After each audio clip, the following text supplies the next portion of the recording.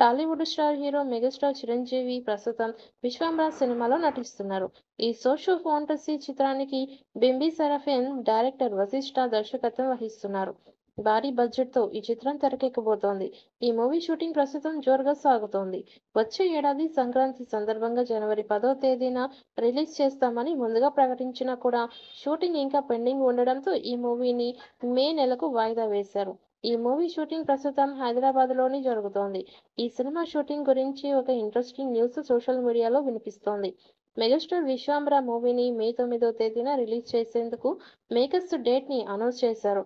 ఇక ఈ సినిమాను త్వరగా పూర్తి చేసి ప్రమోషనల్స్‌లో బిజీగా అవ్వాలని మేకర్స్ ప్లాన్ చేస్తున్నారు. ప్రస్తుతం ఈ మూవీలోని ఒక సాంగ్‌ని హైదరాబాద్‌లో చిత్రీకరించనున్నారని తెలుస్తోంది. రేపు కోకాపేటలో సాంగ్ కోసం ఏర్పాటు చేసిన భారీ సెట్‌లో 600 మంది డాన్సర్స్‌తో చిరంజీవి స్టెప్పులు వేయనున్నారని తెలుస్తోంది. ఈ పాటకి శోభా మాస్టర్ కొరియోగ్రాఫర్‌గా వ్యవహరిస్తున్నారని సమాచారం. ఈ సాంగ్ తర్వాత మళ్ళీ షూటింగ్ పూర్తి చేయనున్నారని టాక్. ఇక మొదటి పాటను త్వరలోనే విడుదల చేసేందుకు సన్నాహాలు చేస్తున్నారు. ఇది మాస్ సాంగ్ అని తెలుస్తోంది. ఇక ఈ మూవీ ఇంటర్వెల్ యాక్షన్ సీక్వెన్స్ అద్భుతంగా ఉంటుందని తెలుస్తోంది. ఈ మూవీకి ఇదే హైలైట్‌గా ఉండనుందని సినీ వర్గాల్లో టాక్. ఇంటర్వెల్ సీక్వెన్స్ కోసం 26 రోజుల పాటు షూటింగ్ జరిగింది.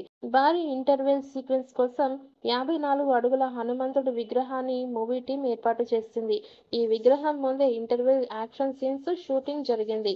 ఇంటర్వెల్ కోసం 26 రోజుల పాటు చిత్రీకరణ జరిగింది.